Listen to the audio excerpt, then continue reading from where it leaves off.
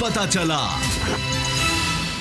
बिस्मिल्लाहिर्रहमानिर्रहीम, अस्सलाम वालेकुम। मैं हूं मोहम्मद उसामा गाजी और आप देख रहे हैं अब पता चला। अवाम का सबसे बड़ा मसला महंगाई है, सबको पता है। लेकिन सियासत में इस वक्त जो लड़ाई चल रही है वो महंगाई नहीं बल्कि इलेक्ट्रॉनिक वोटिंग मशीन का झगड़ा है। इससे आप अंदाजा कर लें कि हुकूमत हो या अपोजिशन, दोनों को अवामी मसाइल के हल में कितनी दिलचस्पी है। इसी मामले को लेकर वफाक वज़रा इलेक्शन कमीशन के लत्ते ले रहे हैं। आज़म स्वाति ने धमकी दी थी कि ऐसे इदारे को आग लगा देनी चाहिए और वाकिफान हाल का दावा है कि आग दोनों तरफ बराबर लगी हुई है। इलेक्शन कमीशन वफाकी वज़रा को नोटिस जारी कर चुका है, जबकि वफाकी वज़रा प्रेस कॉन्फ्रेंस पर प्रेस कॉन्फ्रेंस करके शिकवा जवाब शिकवा का खेल जारी रखे हुए हैं। आग वाले बयान के बाद वजीर रेल आज़म स्वाति ने चीफ इलेक्शन कमिश्नर को निशाने पर रख लिया है। कहते हैं मुझे पता है कि इनकी तैनाती कैसे हुई। दावा ये किया कि उन्होंने हलफ लिया हुआ है, इसलिए वो ये राज नहीं खोल सकते। मुखालिफिन का सवाल यह है कि हलफ तो आज़म स्वाति ने रेलवे के खसारे को खत्म करने का भी उठा रखा है। ये खसारा कैसे खत्म होगा? क्या इन्हें चीफ इलेक्शन कमिश्नर तैनाती की तरह इसकी भी खबर है? विफाकी वज़ीर इत्तलात फवाद चौधरी ने तो chief election commissioner Sultan Raja के किरदार पर सवाल उठा दिए हैं। कहते हैं कि इलेक्ट्रॉनिक वोटिंग मशीन के खिलाफ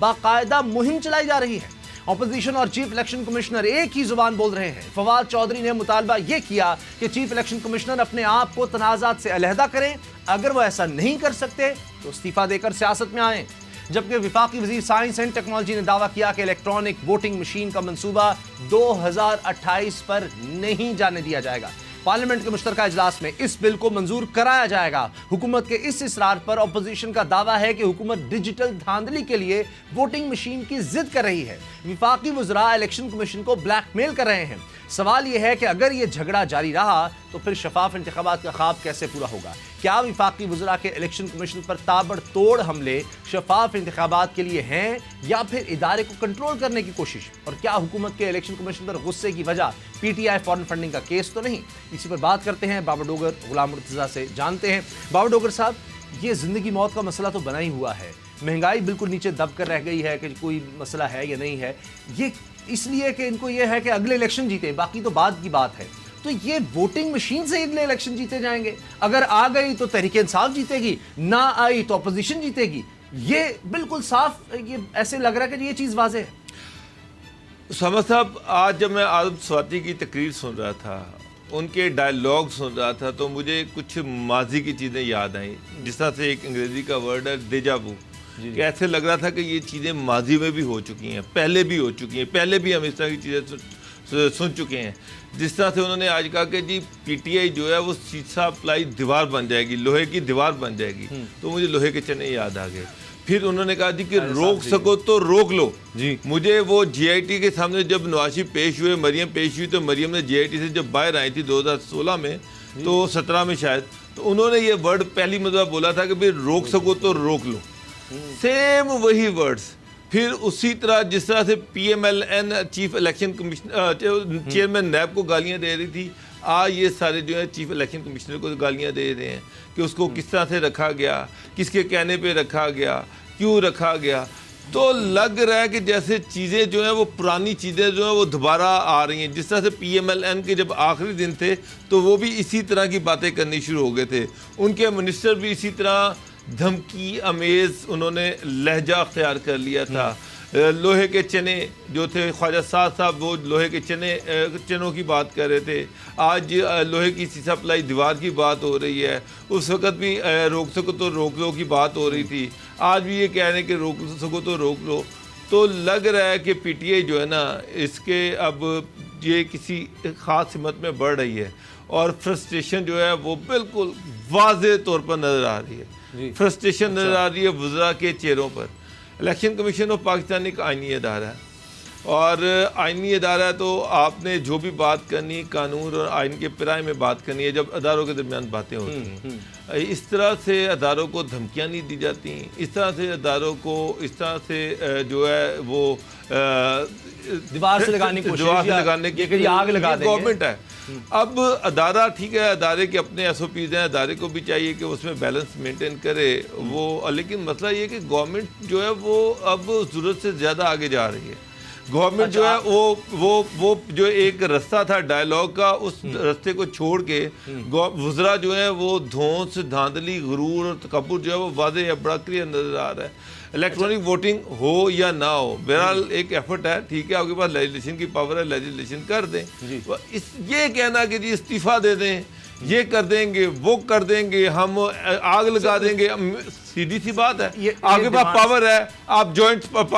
سیشن میں لے کے جا سکتے ہیں، آپ جوائنٹ سیشن میں لے جائیں، آپ ایک بل کو پاس کروا لیں، اس کے بعد اگر وہ کورٹ میں لے کے جانی چاہیے ہوگی تو چلے جائیں گے۔ یہ بازاری اور تھڑے والی زبان، اس کا استعمال عثمان صاحب میری سمجھ سے باہر ہے۔ لیکن سر ابھی چند ماہ پہلے تو اپوزیشن بھی دھرنا دے رہی تھی نا الیکشن کمیشن کے باہر، اور انہوں نے یہ تو نہیں کہا تھا کہ اس کو آگ لگا دیں گے، انہوں نے یہ تو نہیں کہا تھا، ٹھیک ہے، اپوزیشن جو ہے وہ بہرحال سر وہ کہتے ہیں جذبات میں بیان دے دیا، اپوزیشن مزاحمت کرتی ہے، اپوزیشن دھرنا بھی دیتی ہے، یہ بھی جمہوری حق ہے، وہ احتجاج بھی کرتی ہے، یہ بھی جمہوری حق ہے، لیکن گورنمنٹ کی ذمہ داری مختلف ہوتی ہے۔ گورنمنٹ جو ہے وہ ایک ذمہ دارانہ سٹیٹمنٹ ہوتی ہے، یہ نہیں ہوتی کہ جو ادارے ہیں ان کے جو منسٹر ہیں وہ گنڈا گردی اور بدماشی پہ اتر ہیں، اس طرح سے نہیں ہوتا۔ اب غلام رضا صاحب پیچھے نہیں ہٹ رہے، اعظم سواتی صاحب جس طرح سے ہم نے بات کی تھی کہ چلیں الیکشن کمیشن نے نوٹس بھیجا ہے، آپ نے کہا جی نااہلی تو نہیں ہو سکتی، جبکہ میرا خیال تھا کہ شاید اس حد تک بھی جا سکتا ہے معاملہ، کہ چونکہ ان کے پاس ہائی کورٹ کے اختیارات ہیں، توہین عدالت کے اختیارات ہیں، تو وہ ان کو شاید اعظم سواتی صاحب کو پتہ لگ گیا، بابر روان صاحب ایسے تو نہیں ساتھ بیٹھے ہوں گے، وہ بھی ایک آئینی اور قانونی ماہر ہیں، تو وہ تو پیچھے نہیں ہٹ رہے، معاملہ آگے جا رہا ہے، مگر یہ ایسے لگ رہا ہے کہ لوگوں کے ووٹوں سے ہار جیت نہیں ہونی، یہ الیکٹرانک ووٹنگ مشین سے ہو جانی ہے، آ گئی تو تحریک انصاف جیت جائے گی۔ کیا یہ اتنا بڑا فرق ہے، اتنا اس کی وجہ سے اتار چڑھاؤ آ سکتا ہے کہ اپوزیشن کہہ رہی ہے کہ بس یہ نہ آ جائے، وہ اس پر کھڑے ہیں کہ جی اس سے دھاندلی ہو جائے گی، لیکن ایک عام آدمی کو ابھی تک یہ سمجھ نہیں آ سکی کہ دھاندلی ہو کیسے جائے گی، ایک مشین لا کر یہ اس کو باقاعدہ ایکسپرٹ کے ساتھ رکھ کر سارا کچھ بتا دیں کہ دیکھیں یہ ایسے دھاندلی کریں گے۔ جس مشین کا ریکارڈ نہ نکال سکیں آپ، جس کی ہسٹری نہ آپ نکال سکیں کہ کس بندے نے کہاں پہ ووٹ ڈالا، یا آپ کو وہ جو سیکریسی آف بیلٹ ہے وہ آپ کو سیکیور نہ کر سکے، تو پھر کیسے آپ اس کو لاگو کر سکتے ہیں؟ اور دوسری بات یہ ہے کہ یہ کوئی سر غلام رضا صاحب سیکریسی اگر نہیں رہے گی تو پھر تو پتہ لگے گا نا کس نے کس کو ووٹ ڈالا، یہ تو پھر پتہ چل جائے گا کس نے کس کو ووٹ ڈالا، تو وہ تو صاف ہو جائے گا، پھر تو صاف شفاف ہوں گے۔ اس میں یہ ہے کہ سیکریسی آف دا ووٹ جو ہے وہ بھی سیکیور نہیں ہے۔ سیکنڈ بڑا جو اعتراض تھا، ایک یہ اعتراض تھا سیکریسی آف ووٹ سیکیور نہیں ہے۔ دوسری بات یہ ہے کہ ری کاؤنٹنگ یا اس طرح کی جو صورتحال ہے اس میں یہ بالکل یہ فیل مشین ہے، یہ کام نہیں کر سکتی۔ تو ہمارے ہاں تو روزانہ ری کاؤنٹنگ کے کیسز ہوتے ہیں، تو یہ دو بہت بڑے اعتراضات تھے۔ اچھا، اب جو آپ نے کہا کہ انہوں نے اب براہ راست اب سینہ کھول کے سامنے آ گئے ہیں کہ ہم بیٹھے ہیں، جو دل چاہتے ہیں ہم کر دیں گے، آپ کی ہمارے پاس پرسنل چیزیں بھی ہیں اور بڑی فلاں چیزیں ہیں، تو اعظم سواتی مجھے پتا کہ آپ کو کس نے لگایا تھا، بتا دیں بھائی کس نے لگایا تھا، نہیں کیسے لگایا تھا بتا دیں۔ یہ تو اپوزیشن کے نام ہی نہیں تھا، یہ نام تو عمران خان صاحب کی طرف سے آیا اور ان کی جانب سے نام دیا گیا اپوزیشن کو، اپوزیشن نے اس نام کو دیکھا، انہوں نے اس کے اوپر غور کیا اور انہوں نے کہا ٹھیک ہے اوکے لگا دیں اس کو۔ شہباز شریف صاحب نے ان کو اوکے کر دیا۔ بات یہ ہے کہ آپ کی اپنی سلیکشن ہے، آپ نے یہ نام فلوٹ کیا، اپوزیشن ایگری ہو گئی، یہ لگ گئے، اب آپ کو کیڑے نکالنے ہیں انہوں نے۔ مجھے جہاں تک یاد پڑتا ہے میرا خیال ہے یہ اپوزیشن کی طرف سے شاید نام آیا تھا، پھر میں غلط ہوں گا کیونکہ یہ تو نہیں، آپ چیک کر لیں، چیک کر لیں، آپ یہ حکومت کا نام تھا۔ اچھا نام یہ جو کہہ رہے ہیں نا کہ ہمیں پتا ہے کہ ان کا نام کہاں سے آیا اور یہ کیسے لگے۔ جی سوال یہ ہے کہ اگر کسی سازش کے ذریعے سے لگے تو پھر اس کا سازش کا حصہ پرائم منسٹر بھی تھے، کیونکہ پرائم منسٹر نے ان کو لگایا، پرائم منسٹر جو تھے انہوں نے ان کا نام پرپوز کیا۔ بالکل جی ایک بات یہ ہے کہ ایک طرف تو یہ ان کے لگانے کو اگر آپ برا بھلا کہہ رہے ہیں تو آپ اپنے طرف دیکھیں، آپ اپنے پرائم منسٹر کو برا بھلا کہہ رہے ہیں۔ دوسری بات یہ ہے کہ جس دن یہ قضیہ شروع ہوا یہ سب لوگ بھاگے گئے وزیر اعظم عمران خان صاحب کے پاس، انہوں نے ان کے سب کے نا وہ کھول دیے، انہوں نے کہا جاؤ بھائی اب لگ جاؤ اس کے پیچھے، اب نہیں چھوڑنا۔ تو اب ان کی ہدایات کے اوپر یہ جناب تمام اب کھلے ہیں اور بالکل طریقے سے ایک ایک لفظ جو ہے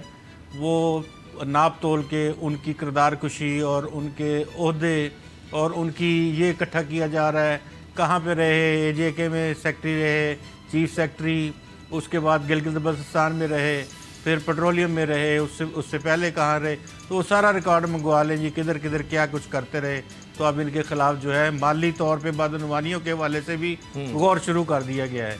لیکن بات یہ ہے کہ کسی بھی جو سیاسی پارٹی ہے اب تک اس سیاسی پارٹی نے کوئی ایک لفظ ان کی جو قابلیت ہے, ان کی صلاحیت ہے, ایمانداری ہے, اس پہ نہیں اٹھایا. ٹھیک. تو یہ اب اگر آپ کا کام نہیں ہوا یا آپ جو کرنا چاہتے تھے وہ نہیں کیا گیا, تو پھر کیوں آپ اس طرح سے کر رہے ہیں کہ آپ چاہتے ہیں کہ ان کو اتنا کنٹروورشل بنا دیجیے, یعنی کہ جو بھی شریف آدمی ہو اس کے اوپر گند کا ٹوکرا پھینک دو اور لوگوں کو یہ ہے یہ ہے یہ ہے, اور اس کے بعد اچھے لوگ یہ بات کرنا ہی چھوڑ دیں. اور جو آپ بات کر رہے تھے مختلف طرح کی جو باتیں اس وقت ہو رہی ہیں کہ نیب کو اپوزیشن برا بلا کہہ رہی تھی, اور لیکن کبھی بھی وہ بڑے نپے تلے انداز میں ہوتا رہا ہے. اس طرح کی بات جو ہے وہ نیب نیازی گٹھ جوڑ کی بات کرتے تھے, لیکن وہ بھی دن آنے والے ہیں. ایک اور خبر آپ کو دے دیں, وہ بھی دن آنے والے ہیں. جی. اب دوبارہ سے چیئرمین نیب کے حوالے سے بڑی باتیں کریں گے اپوزیشن والے, کیونکہ ان کو بھی بڑی خوشخبری ملنے والی ہے چیئرمین نیب صاحب کو. تو پھر ڈیفینیٹلی جو اپوزیشن جماعتیں ہیں وہ ان کا رخ پھر عوامی کسی مسئلے کی طرف نہیں ہوگا. پھر یہ الیکشن کمیشن سے بال نکل کے نیب میں آ جائے گی, اور وہاں پہ اس طرح کی باتیں شروع ہو جائیں گی. نہ کسی نے مہنگائی کے حوالے سے بات کرنی ہے,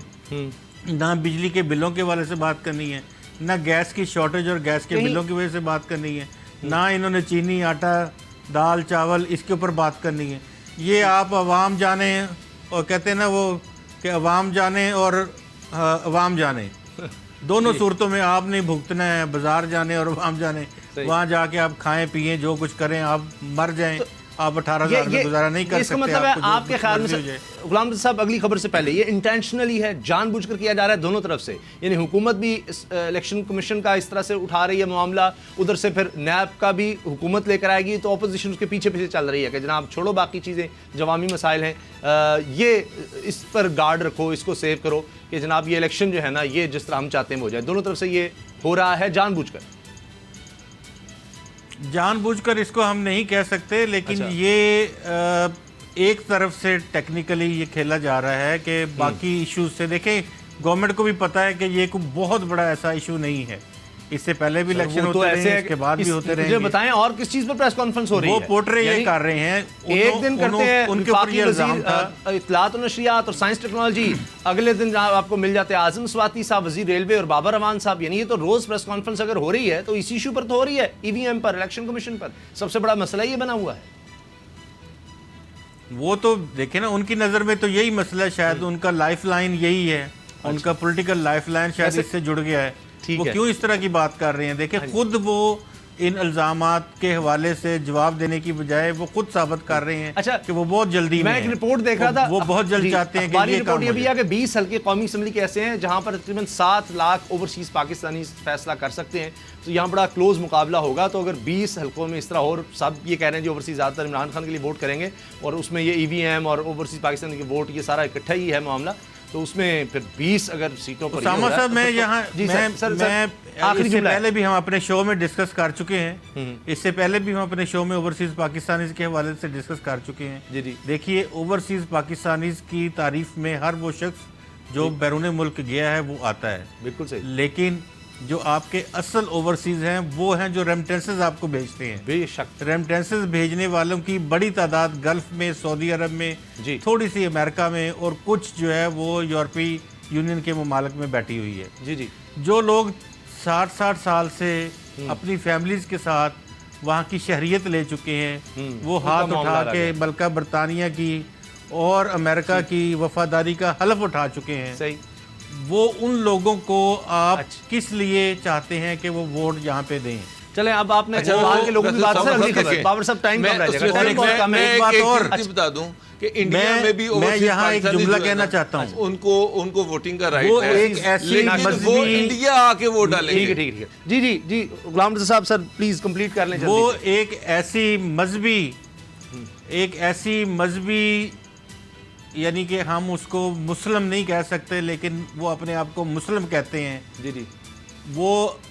بغیر بتائے ان کے ممبرز ہیں۔ اچھا، پہلے اس چیز کا فیصلہ کیا جائے کہ باہر رہنے والے بالکل ٹھیک۔ کتنے لوگ مسلم ہیں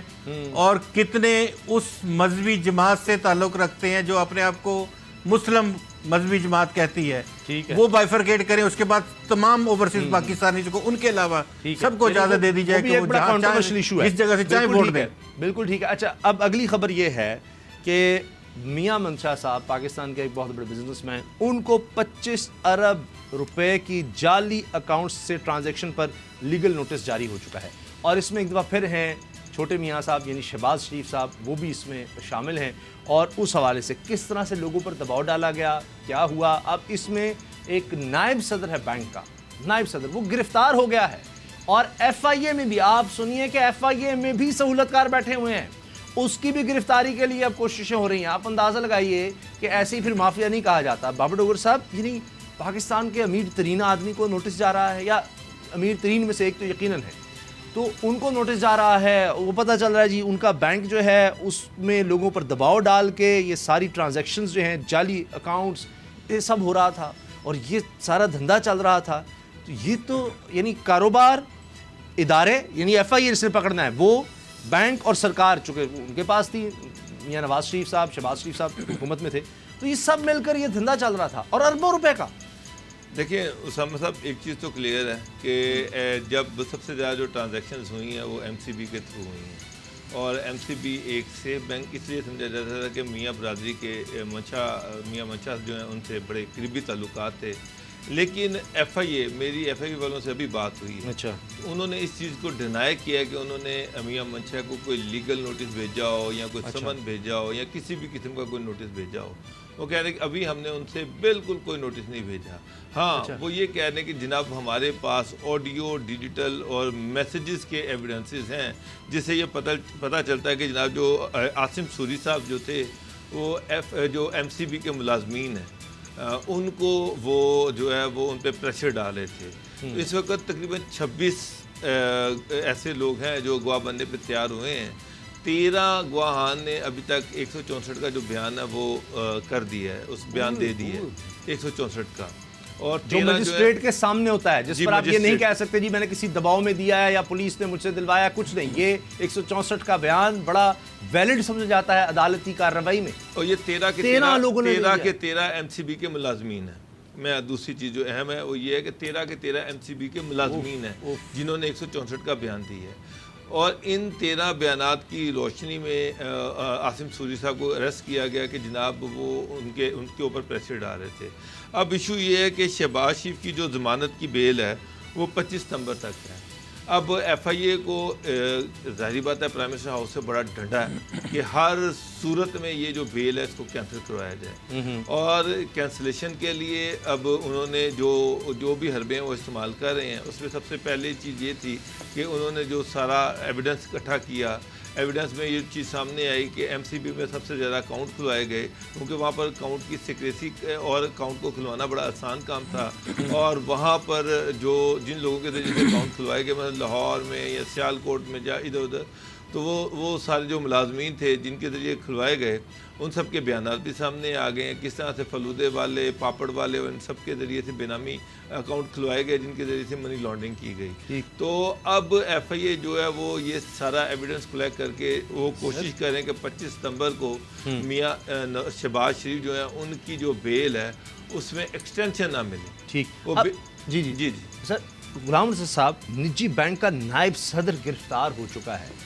یہ تو ایک بہت بڑی کارروائی، اور میں نہیں سمجھتا کہ ایف آئی اے، نیب کو ہم بہت کچھ کہتے رہتے ہیں، لیکن ایف آئی اے میں ایک شخص کو گرفتار کر لیا جائے اگر اس کے خلاف کوئی ٹھوس ثبوت نہیں ہے تو میرا خیال ہے کہ پھر عدالت سے تو ایف آئی اے کی بڑی سکی ہوگی۔ تو یہ کیس ایسے لگ رہا ہے کہ ایف آئی اے سمجھتا ہے کہ اس کے پاس یہ بالکل واضح کیس ہے، 26 میں سے 13 لوگوں کے 164 کے بیانات، یہ مجھے نہیں سمجھ آ رہی کہ اب اس کیس سے کیسے کوئی نکل سکتا ہے جس میں سب وہ بتا رہے ہیں کس طرح ٹرانزیکشن کی، وہ ملازمین ہیں وہ بتا رہے ہیں جعلی اکاؤنٹس کس طرح کھولے گئے، ایسے کھلا، وہ اس میں یعنی شامل تھے، ان کے سامنے ہوا ہے، سارا ڈاکومنٹری ایویڈنس ہے، اور پھر وہاں پر موجود لوگ بھی اس کو سیکنڈ کر رہے ہیں اور بتا رہے ہیں۔ یہ تو بڑا واضح، بڑا مضبوط کیس لگتا ہے۔ جی آپ کی بات جو ہے اس حد تک درست ہے کہ دفعہ 164 کے جو بیانات ہیں وہ مجسٹریٹ کے روبرو ہوتے ہیں، اور اگر وہ انڈیویجول کیپیسٹی میں انہوں نے دیے ہیں کہ وہ خود ذمہ داران ہیں یا ان کو بینک کے کسی بڑے نے یہ حکم دیا تھا، ان کے بیانات کی نوعیت جو ہے وہ یہ فیصلہ کرے گی کہ آپ مالکان اس کے انوالو ہیں یا نہیں ہیں اور کس حد تک ہیں۔ ٹھیک، دیکھیں تعلقات میاں منشا صاحب کے میاں نواز شریف گروپ سے، میاں نواز شریف میاں شریف فیملی سے آج کے نہیں، یہ پوری دنیا جانتی ہے کہ میاں منشا صاحب کس طرح سے بینکار اور باقی ساری جو چیزیں ہیں وہ چلاتے ہیں اور ان کی محبت کن کن لوگوں کے ساتھ ہے۔ لیکن یہاں یہ بھی ہے کہ پاکستان کی بیسٹ کارپوریٹ انٹیٹی ہے MCB، اور ہم نے قطعاً اس کا اس لحاظ سے استعمال نہیں کرنا نام کا کہ ان کا شیئر مارکیٹ میں گر جائے، ان کو کروڑوں اربوں کا نقصان ہو جائے یا ان کو کوئی بھی اور اس طرح کی جو پینلٹی ہے وہ پڑ جائے۔ تو یہاں ذکر اس طرح سے ہے کہ FIA کو بھی اور دیگر اداروں کو بھی یہ دیکھنا چاہیے کہ اس پہلے ملک کی معاشی حالت جو ہے وہ اچھی نہیں ہے، اور بینک سے بھی یہ کام ہوئے ہیں، جو ہمارے سینٹر شاہین صاحب ہیں HBL کے ذریعے سے کتنا مال وہاں امریکہ شفٹ ہوا ہے اور منی لانڈرنگ ہوتی رہی ہے، وہ کیس بھی کبھی کھل جائے گا۔ مجھے یہ سمجھ سے بالا تر ہے کہ 2008 سے اب تک تمام جو پارٹیاں ہیں وہ سوئی ہوئی تھیں، اور ابھی ایک دم سے FIA بھی جاگ گیا، اور کبھی نیب جاگ جگتا ہے۔ ابھی FIA میں اس طرح کی چیزیں جو ہیں وہ چلائی جا رہی ہیں، اور اس میں آپ کو میں بتایا پہلے بھی ایک عرض کر چکا ہوں کہ چیئرمین نیب صاحب والا معاملہ جو ہے وہ ان کو خوشخبری ملنے والی ہے، اور اس کے اوپر لیکن سر یہ تو FIA ہے نا، رولا ڈالیں گے اپوزیشن والے، ان کو کنٹرول کرنے کے لیے کوئی نہ کوئی اس طرح کے معاملات جو ہیں وہ سائیڈ لائن پہ رکھے جائیں گے تاکہ بارگین کی جا سکے یا ان کو چپ کروایا جا سکے۔ تو یہ اس سے زیادہ کچھ نظر نہیں آ رہا ہے۔ اچھا اس کیس میں یہ ہوگا FIA نے یہ انہوں نے ڈینائی کیا کہ ہم نے میاں منشا کو کوئی لیگل نوٹس بھیجا ہے یا ان کو بلایا ہے۔ ہاں انہوں نے عاصم سوری کو اریسٹ کیا ہے، اور وہ یہ کہہ رہے ہیں کہ ہمارے پاس اس کی ایویڈنسز ہیں کہ جو 13 ملازمین ہیں جنہوں نے 164 کے بیانات قلم بند کروائے، یہ کیس کر رہے تھے کہ وہ اپنے اور ان کے مینیپولیٹ کروانے کی کوشش کر رہے ہیں۔ اور حکومت یہ بھی نہیں اس میں کہے کہ جی یہ نیب انڈیپینڈنٹ ادارہ FIA جو ہے وہ عمران خان صاحب کے اندر آتا ہے، پرائم منسٹر کے اندر آتا ہے یہ ادارہ جو یہ گرفتاریاں کر رہا ہے۔ بریک لیتے ہیں، اور بریک کے بعد بات کریں گے کہ ایک عوامی منصوبہ وہ بھی کنٹروورسی کا شکار ہو چکا ہے، اور کراچی میں گرین لائن کا بڑا سنتے تھے، اب بھی تیر دونوں طرف چل رہے ہیں۔ بریک کے بعد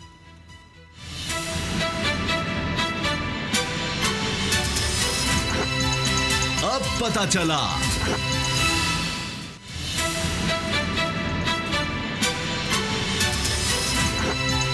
اب پتہ چلا۔ ایک اور معاملہ جو وفاقی حکومت اور سندھ حکومت کے درمیان تنازع بنتا چلا جا رہا ہے، گرین لائن منصوبہ، یہ نواز شریف کے دور میں شروع کیا گیا وفاقی حکومت کا یہ پروجیکٹ، اور لوگوں کو پبلک ٹرانسپورٹ میں سہولت دینے کے لیے جو سب سے زیادہ نگلیکٹڈ چیزیں ہیں۔ کراچی پاکستان کا سب سے بڑا شہر، دنیا کے بڑے شہروں میں سے ایک، اور دکھ اور افسوس کی بات کہ جب لسٹ بنتی ہے تو کہتے ہیں جی موسٹ ان لیویبل سٹیز، یعنی جہاں پر رہنا مشکل ہے جن شہروں میں، ان میں اس کا شمار ہوتا ہے۔ تو وہاں پر جو بنیادی چیزیں ہونی چاہیے، پینے کا صاف پانی، سیویج کا نظام، پبلک ٹرانسپورٹ، ہیلتھ فیسلٹیز، یہ بالکل ناکافی ہیں، رہائش کا برا حال ہے۔ تو اب یہ منصوبہ شروع کیا گیا، اور اندازہ تھا کہ جی 20 سے 25 لاکھ لوگ روزانہ اس پر سفر کر سکیں گے، اور یہ ڈیلے ہوتا چلا گیا۔ اب آخرکار آ کر جناب خبر یہ ملی ہے کہ جی 40 بسیں آ گئی ہیں، آخر 40 بسیں۔ ویسے دلچسپ بات یہ ہے کہ سندھ حکومت ہر دفعہ کہتی ہے جی ہم بڑی اچھی بسیں لے کر آئیں گے، وہ ہزاروں بسیں آنی تھیں، وہ آپ گن نہیں سکتے، درجنوں میں بھی نہیں آ سکیں۔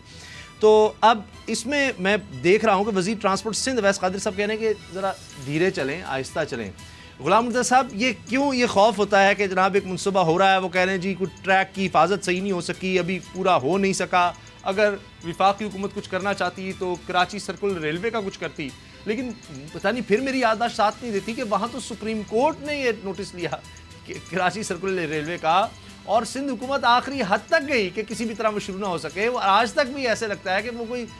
بڑے خوش نہیں ہے کہ CR کے مکمل طور پر فعال ہو جائے، لیکن بات یہ کی جاتی ہے کہ اچھا جی یہ بسیں آ گئی ہیں، کریڈٹ نہ چلا جائے کسی اور کو، یہ منصوبہ ٹھیک نہیں ہے، اور منصوبہ دوسرا کرو جی کراچی سرکل ریلوے کا۔ اور جب وہ شروع ہونے لگتا ہے تو کہتے ہیں جی یہ تو لوگوں کے خلاف ہے، لوگوں کو بے گھر کیا جا رہا ہے، تباہی ہو گئی، بربادی ہو گئی۔ گرین لائن منصوبہ بنیادی طور پہ فیڈرل گورنمنٹ کا منصوبہ تھا. اس میں تھوڑے سی رقم وہ صوبائی حکومت نے ڈالنی تھی, باقی تقریباً 80% کے قریب جو اس کی اماؤنٹ تھی اس کو فیڈرل نے دینا تھا, فیڈریشن نے. جی لیکن انفارچونیٹلی یہ 2016 میں جب یہ ہوا, اس کو ابتدائی طور پہ کچھ فنڈنگ ہوئی, اس کے بعد جن جن منصوبوں کے اوپر نواز شریف کے نام کی کوئی لفظ آتا تھا, تختی آتی تھی, وہ تو نواز شریف کا نام بھی سننا پسند نہیں کرتی موجودہ فیڈرل گورنمنٹ, اور وہ پھر اس منصوبے کو کھڈے لین لگا دیتی تھی. تو ابھی اس کو جتنا قصور آپ سندھ گورنمنٹ کا کہہ سکتے ہیں, اس سے زیادہ آپ کے فیڈرل گورنمنٹ کا ہے. اور وفاقی حکومت نے 3 دفعہ پریس ریلیز جاری کی ہے وزارت خزانہ کی جانب سے کہ اس کے پیسے اب ہم یہ کر رہے ہیں, اب پیسے جاری کر رہے ہیں, اب پیسے اب جاری کر رہے ہیں, اب جاری کر رہے ہیں, لیکن ان کو اسی طرح سے پیسے جاری نہیں ہوئے. یہ منصوبہ 6 سے 8 ماہ کے دوران یا زیادہ سے زیادہ سال کے دوران مکمل ہونے والا منصوبہ تھا. اس طرح کے بہت سارے منصوبے یہاں پنجاب میں ہوتے رہے ہیں اور پورے ٹائملی وہ مکمل بھی ہوتے رہے ہیں. ٹائم سے پہلے ہوتے رہے ہیں جی. اس کے ساتھ جڑی ہوئی میں ایک جڑی ہوئی مثال آپ کو دیتا ہوں. جی جی ضرور. یہاں ایک میٹرو کا ایک منصوبہ ہے جو پشاور موڑ سے ترنول پھاٹک تک, یعنی کہ نئے ایئرپورٹ تک جانا تھا. وہ 2017-18 میں کمپلیٹ تھا. صرف اس میں بسیں چلنی تھی یا اسٹیشنوں کے شیشے لگنے تھے. وہ آج بھی اسی طرح کھنڈر بنا پڑا ہے,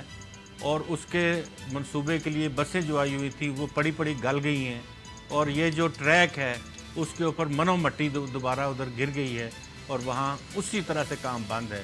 کیا کس کا قصور ہے یہ؟ اس کے اوپر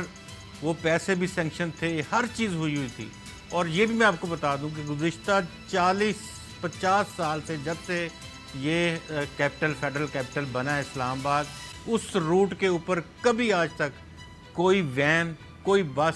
کوئی اربن ٹرانسپورٹ کا منصوبہ وہاں تھا ہی نہیں. وہ لوگ ہمیشہ لفٹ لے کے جاتے رہے ہیں, اور یا اپنی ٹیکسی گاڑی میں یا کسی اور گاڑی میں. اس روٹ کے اوپر آج تک کوئی بس ویگن نہیں. لیکن آپ یہ دیکھیں کہ وہ اسی طرح سے بند پڑا ہوا ہے, اور کسی کو کوئی خیال نہیں ہے کہ یار یہ لاکھوں کروڑوں لوگ وہاں رہتے ہیں اور کن لوگوں کو فائدہ ہوگا. عام شہری ہے, عام آدمی ہے, انہوں نے کہا یہ بند کر دو اس کے اوپر, کیونکہ نواز شریف نے یہ شروع کیا تھا.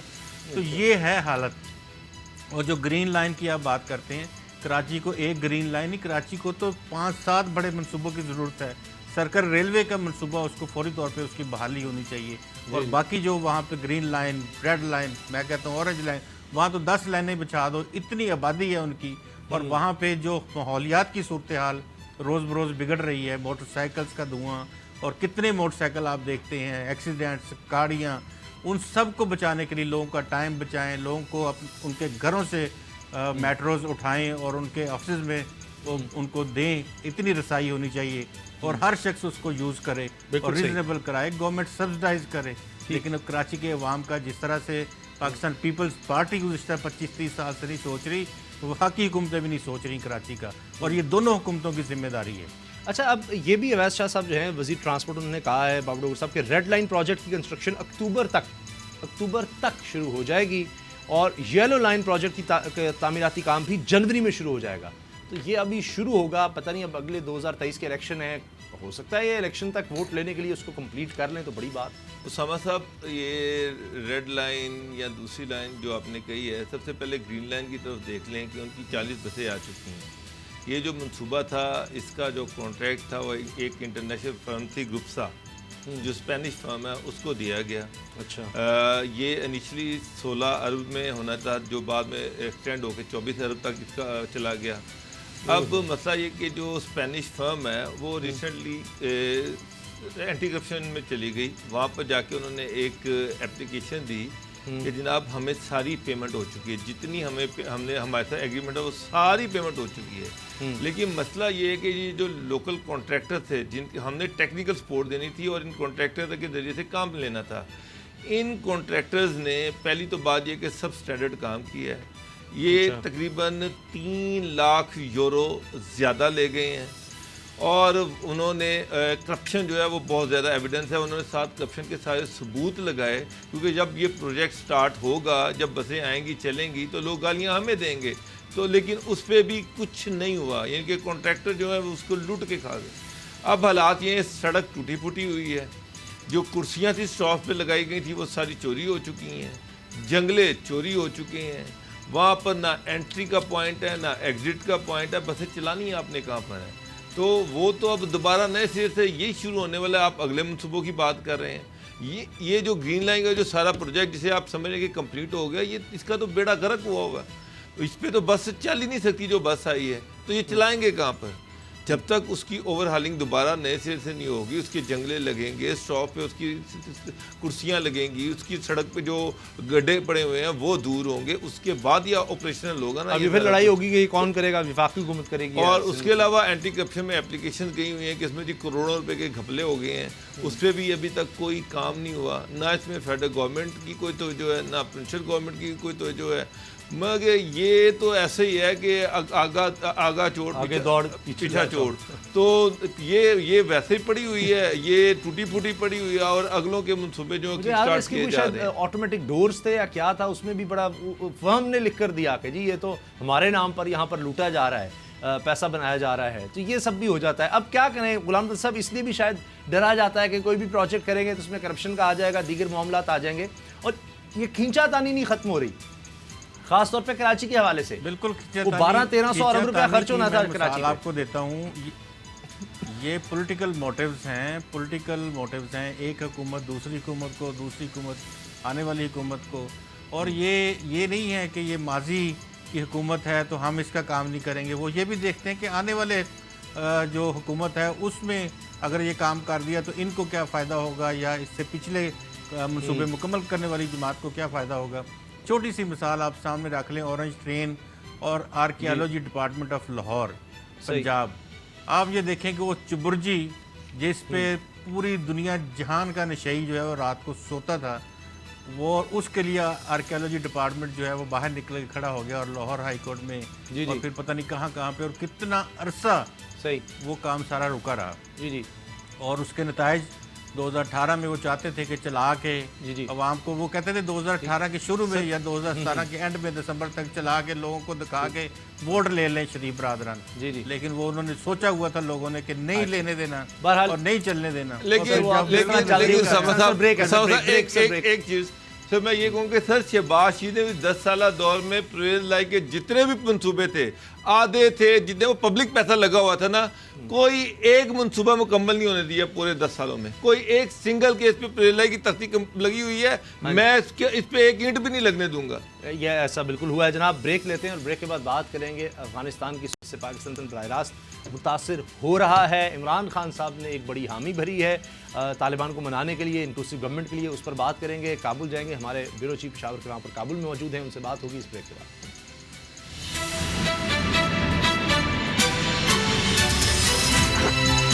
اب پتہ چلا،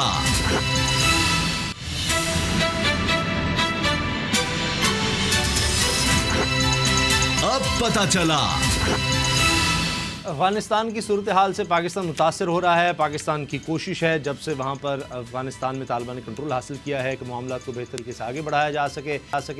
ایس ای او اجلاس میں بھی پاکستان نے بھرپور اس بارے میں کوشش کی کہ کم از کم افغان عوام کی جو ضروریات ہیں ان کو پورا کرنے کے لیے تمام دنیا کے ممالک آئیں اور اب اس سے منہ نہ پھیریں۔ اور چین نے بڑی تنقید کی ہے کہ جی یہ ساری جو تباہی ہوئی ہے، اب امریکہ اور اس کے اتحادی یہاں تباہی پھیلا کر، یہاں انسانی حقوق کی خلاف ورزیاں کر کے لوگوں کو قتل کر کے یہاں سے بھاگ گئے ہیں، اور اب ان کے لیے کچھ نہیں کیا جا رہا۔ لیکن عمران خان صاحب نے ایک بہت بڑی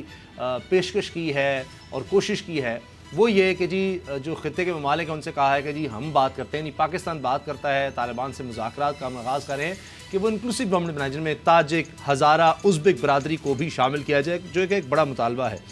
بابو ڈوگر صاحب، یہ کہیں پاکستان اپنی کیپیسٹی سے زیادہ بوجھ اٹھانے کی کوشش تو نہیں کر رہا؟ کہ ٹھیک ہے کہ سب سے زیادہ ایفیکٹ ہم نے ہونا ہے، لیکن طالبان کتنا کو پاکستان کی بات مان لیں گے؟ وہ تو اپنی طرز پر چل رہے ہیں، سن ضرور رہے ہیں، لیکن وہ کہہ رہے ہیں کہ جی ہمیں ڈکٹیٹ نہ کیا جائے۔ دیکھیں اسامہ صاحب، آپ کی بات بالکل ٹھیک ہے کہ پاکستان کی ایک لمیٹیشن ہے۔ طالبان جو ہے وہ انڈیپینڈنٹ ہیں، انہوں نے ایک اسٹرگل کے ذریعے سے افغانستان جو ہے اس کو حاصل کیا، وہاں پر قبضہ کیا، وہاں پر جو فورن فورسز تھیں ان کو وہاں سے باہر نکلنے پہ مجبور کیا۔ اور ان کے اپنے اندر مختلف حصے ہیں اور وہ اپنے حساب سے جو گورنمنٹ ہے اس کو دیکھ رہے ہیں، اس کے مطابق چیزیں چلانے کی کوشش کر رہے ہیں، لیکن دنیا جو ہے وہ طالبان سے مختلف طرح سے چیزوں کو ایکسپیکٹ کر رہی ہے۔ مثلا وہ یہ چاہتے ہیں کہ جناب وہاں کے جو طالبان کی جو بھی گورنمنٹ ہو، افغانستان میں جو بھی گورنمنٹ بنے، طالبان اس میں تمام جتنے بھی اسٹیک ہولڈر ہیں ان کو اس میں شامل کرے، اور جب تک وہ اس کو شامل نہیں کریں گے اس وقت تک وہ اس کو نہیں مانیں گے۔ اب دنیا، چلو امریکہ اور نیٹو فورسز تو آپ ایک سائڈ پہ کر دیں، اب شنگھائی تعاون جو ہے تنظیم جو ہے، اب اس میں رشیا، چائنا، پاکستان، یہ وہ ممالک ہے جو افغانستان کے طالبان کے سب سے بڑے سپورٹر ہیں، اور ان کی ساری دنیا جو ہے وہ ان کو الزام بھی دیتی ہے کہ جنہوں نے طالبان کو سپورٹ کیا اور ایک الیکٹڈ گورنمنٹ کو وہاں پر گروایا، لیکن اس کے باوجود ان ممالک نے بھی شنگھائی تعاون تنظیم میں یہ وہی شرطیں رکھیں جو کہ نیٹو رکھ رہا ہے یا امریکہ رکھ رہا ہے کہ جناب اگر آپ نے اپنے آپ کو دنیا میں منوانا ہے اور اپنے آپ کو ریکگنائز کروانا ہے تو پھر آپ کو تمام سٹیک ہولڈر جو ہیں ان کو شامل کرنا پڑے گا، اس کے ساتھ ساتھ خواتین کو نمائندگی دینی پڑے گی، اس کے ساتھ ساتھ ہیومن رائٹس کی جو وائلیشن ہے اس پہ بھی نظر رکھی جائے گی، اس کے بعد آپ کو کوئی سٹیٹس دیا جائے گا۔ ہاں، انہوں نے البتہ یہ ضرور کیا کہ انہوں نے طالبان کی ریکویسٹ پہ وہ جو کرسی تھی افغانستان کی وہ خالی رکھی، اور وہ جو ان کا امر اللہ صالح جو یہ کلیم کر رہا تھا کہ جی میں ابھی بھی وائس پریزیڈنٹ ہوں، اس کو انہوں نے انٹرٹین نہیں کیا۔ چلیں، پہلی سفارتی کامیابی تو طالبان کی ہوئی، لیکن ابھی بہت بڑے چیلنجز ان کے سامنے ہیں، اور ان میں سب سے بڑا جو چیلنج ہے وہ یہی ہے کہ جو گورنمنٹ سازی کی جا رہی ہے یا کر دی گئی ہے اس میں سارے سٹیک ہولڈر کو برابر کی نمائندگی دی جائے۔ جب تک یہ سارے سٹیک ہولڈرز کو نمائندگی نہیں دیں گے دنیا ان کو نہیں مانے گی، اور اس کا پھر مسئلہ یہ ہے اگر دنیا نہیں مانتی تو نہ یہ کسی سے ایڈ لے سکتے ہیں، نہ دنیا کے ساتھ کوئی کوپریٹ ہو سکتا ہے، پھر طالبان کے ساتھ ڈائریکٹلی تو کوئی بھی انٹریکٹ نہیں کرے گا، پھر پاکستان جو ہے وہی ترجمان بنے گا افغانستان کا، ساری دنیا پاکستان پہ پریشر ڈالے گی کہ جناب ان سے چیزیں منوائیں۔ اب ہماری حکومت کی بھی ایک لمیٹیشن ہے، اس لمیٹیشن سے ہم آگے نہیں جا سکتے، اور بلکہ پاکستان میں تو یہ ایک بڑی اسٹرانگ آواز ہے کہ پاکستان کو افغانستان کے اندرونی معاملات میں ایک حد سے زیادہ مداخلت نہیں کرنی چاہیے۔ بالکل صحیح۔ اچھا غلام رضا صاحب، یہ جو ہم نے دیکھا ہے جس طرح افغانستان کا انفراسٹرکچر تباہ ہو گیا اور اس کو اس طرح ریبلڈ نہیں کیا گیا، افغانستان 3-4 کروڑ لوگ ہیں، وہ زیادہ تر ڈیپینڈ کرتے ہیں ہمسایہ ممالک پر، خوراک کے لیے پاکستان پر، تیل وغیرہ کے لیے ایران پر، اس طرح سے تو یہ جو امریکہ ہے وہاں پر جو کوئی ڈالر آتے تھے وہ کرپشن کی نظر ہو جاتے تھے۔ انتہائی یعنی غریب ترین اس وقت ملک دنیا میں جہاں انتہائی غربت ہے، 1,80,00,000 لوگ ایک وقت کی روٹی بھی نہیں کھا سکتے، یونیسیف کی طرف سے کہا جا رہا ہے۔ یہ جب حالات ہوں گے اور پھر کہا جا رہا ہے کہ نہیں جی ہم اس کو حکومت کو تسلیم نہیں کرتے، وہ ایک الگ چیز ہے، لیکن لوگ اگر بھوکے مریں گے تو یہ تو بالکل خطے میں تباہی اس سے آ سکتی ہے، انسانی المیہ جنم لے رہا ہے، اور یہ خود پاکستان اور دیگر ممالک اس کو سمجھ رہے ہیں، اور یہ بہت بڑا ایک خطرہ ہے۔ تو کیا عمران خان صاحب اس وجہ سے یہ زور دینا چاہ رہے ہیں کہ جی طالبان صرف گورنمنٹ انکلوسیو بنا لیں، دوسروں کو بھی شامل کر لیں، تاکہ کم از کم ایک نظر آ جائے جی جو ان سے ڈیمانڈ کی جا رہی ہے جی آپ اکیلے آ کر بیٹھ گئے ہیں، تو کیا طالبان اس کو مانیں گے؟ اور دوسرا یہ بھی اس میں بات اہم ہے کہ پاکستان جس طرح آفر تو یہ کر دیتا ہے، مگر بھارت میں آپ پروپیگنڈا دیکھیں، اب وہاں جناب وہ ارنب گوسوامی جو بالکل پاگل ہوا رہتا ہے، کوئی نہ کوئی بات اس طرح کرتا ہے، اور ان کے بی جے پی کے لوگ دیگر، اب اس نے کہہ دیا کہ جی کابل میں سرینا ہوٹل ہے، اس میں 5ویں فلور پر جناب ISI کا آفس ہے، تو وہ سب نے پھر مذاق اڑایا کہ اس کے تو 2 فلورز ہیں، صرف 5واں کہاں سے آ گیا؟ تو یہ باتیں کر دی جاتی ہیں، اور وہاں پر آپ فیک نیوز پھیلائیں، کوئی پوچھنے والا ہے ہی نہیں، تو وہاں پر بھارت کی آڈینس کو اور ان سب کو تو ایک پھیلا دیا انگریزی چینل پہ کہ جناب یہ ISI وہاں پر آپ کہتے رہیں گے تو وہ آپ کو گوگل پہ نظر آنا شروع ہو جائے گا، کئی لوگ تو بعد میں پڑھیں گے کہ جناب یہ سچ بھی تھا یا غلط تھا، لیکن یہ پروپیگنڈا پاکستان پر کیا جاتا ہے کہ جی یہ سارا کچھ تو یہ کر رہے ہیں، یہ افغان طالبان تو انہوں نے ہی لے کر آئے ہیں، ساری حکومت ہی لے کر آئے۔ آپ کی بات بالکل درست ہے، بڑا حساس وقت ہے اس وقت۔ اگر آپ ویسٹرن میڈیا کے اخبارات اور ٹی وی چینلز کو آپ دیکھیں، ان کے تبصرے سنیں، تو ایک بات تو واضح ہے جی کہ وہاں پہ کوئی بھی وہ لابی ہو سکتی ہے، انڈین لابی ڈیفینیٹلی وہاں موجود ہے اور بڑی مضبوط ہے ویسٹ میں، وہ یہ کوشش کر رہے ہیں کہ اس طرح سے طالبان کو پاکستان کے ساتھ جوڑ دیا جائے اور یہ بات کرنے کی کوشش کر رہے ہیں، ان کا تمام مرکزی نقطہ یہ ہے کہ یہاں پہ امریکہ کی پوری جو شکست ہے اس کا ذمہ دار پاکستان ہے، اور پاکستان کے حوالے سے اس طرح کی باتیں بہت ہو رہی ہیں۔ ایسے وقت میں ہم کیوں کہیں افغان بھائیوں کو، طالبان کو کہ آپ قاتل اور مقتول ایک ساتھ بیٹھ جائیں؟ انہوں نے کہا ہے کہ وہ انکلوسیو گورنمنٹ بنائیں گے تو وہ بنائیں، وہ جس سے رابطہ کرتے ہیں وہ کریں، ہم کیوں ان کے معاملات میں مداخلت کی؟ یہ تو ایک سوورن اگر وہ کنٹری ہے تو ہم وہاں پہ دیکھیں ہیلپ، اور اگر وہ ہم سے مشاورت مانگیں تو ہم ضرور مشاورت دیں، ان کو دیں گے، ہمارے ادارے بھی دیں گے، ہم بھی دیں گے، عوام بھی دے گی، ہر سطح پہ رابطہ کرنے کے لیے تیار ہیں، لیکن اس کو ایک ایسا سٹانس نہ بنایا جائے جو بعد میں ہمارے گلے کی ہڈی بہت بن کم جائے ہے یا ہمارے گلے کا توق بن آپشنز بڑی جائے۔ لمیٹڈ ہیں، کیونکہ اگر نہیں کرتے تو یونیسیف اقوام متحدہ کہہ رہا ہے جی آپ مہاجرین کو قبول کریں، وہاں پر اتنے مسائل ہیں، کیسے کر لیں؟ اس لیے کہ ایسی گورنمنٹ آ جائے جس کو دنیا مان لے، ان کی مدد وہ ہو اگر سکے۔ انکلوسیو گورنمنٹ بھی بنا لیتے ہیں تو وہ جو لوگ جن کے یہ لوگ مارتے رہے ہیں ایک دوسرے کو، وہ کیسے ایک جگہ پہ بیٹھ کے اس ملک کا، وہ تو ایک دوسرے کے خلاف سازشیں کریں گے،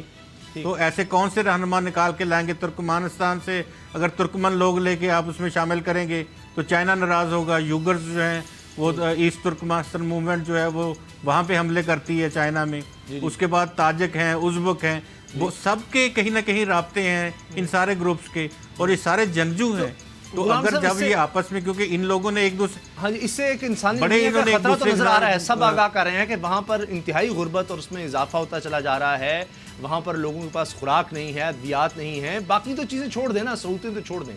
تو اس کے بعد تو ایک انسانی المیہ ایسا جنم لے گا کہ جس کو شاید کوئی بھی کنٹرول نہیں کر سکے گا۔ اس کو روکنے کے لیے تو اس طرح سے اقدامات نظر نہیں آ رہے۔ یہ ایڈ کب تک چلے گی کہ اچھا جی کچھ آپ نے جہاز بھیج دیے، مطلب 3 کروڑ لوگوں کو آپ ہوائی جہاز بھیج کے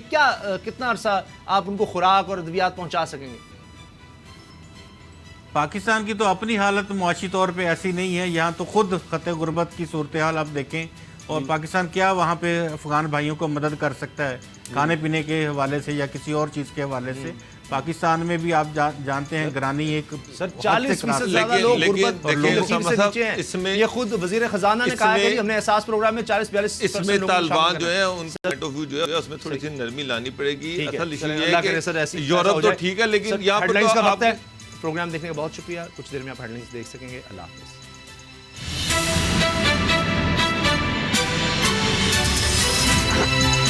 اب پتہ چلا۔ سبسکرائب کریں اور بیل دبائیں تاکہ کوئی خبر رہ نہ جائے۔